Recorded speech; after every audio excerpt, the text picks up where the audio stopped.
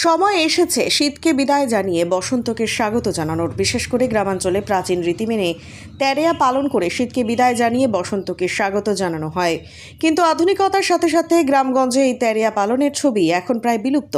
তবে প্রাচীন এই রীতিকে নতুন করে উজ্জীবিত করে তুলতে ও ধরে রাখতে এবার ধূপগুড়ির কালীরহাট দেবীডাঙ্গায় মহা সমারোহে তেরেয়া পালনের আয়োজন করেছেন স্থানীয়রা। তেরেয়া পালনের এই রীতিকে এক উৎসবের রূপ দিতে চলেছে আয়োজক কমিটি। ইতিমধ্যেই তার প্রস্তুতি চলছে জোরকদমে।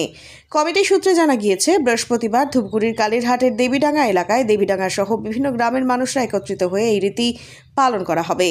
কমিটি সূত্রে আরও জানা গিয়েছে, এদিন বর্ণাঢ্য শোভাযাত্রার মধ্যে দিয়ে অনুষ্ঠানের শুভ সূচনা করা হবে। তেরেয়া পালনের সাথে রাখাল সেবার আয়োজন করেছে আয়োজক কমিটি। উৎসবকে ঘিরে ইতিমধ্যেই ধূপগুড়ি সহ সমস্ত উত্তরবঙ্গ জুড়ে উৎসাহ ও আলোড়ন সৃষ্টি হয়েছে। উৎসব কমিটির দাবি, উত্তরবঙ্গে এই প্রথমবার বৃহৎ আকারে তেরেয়া পালনের আয়োজন করা হয়েছে।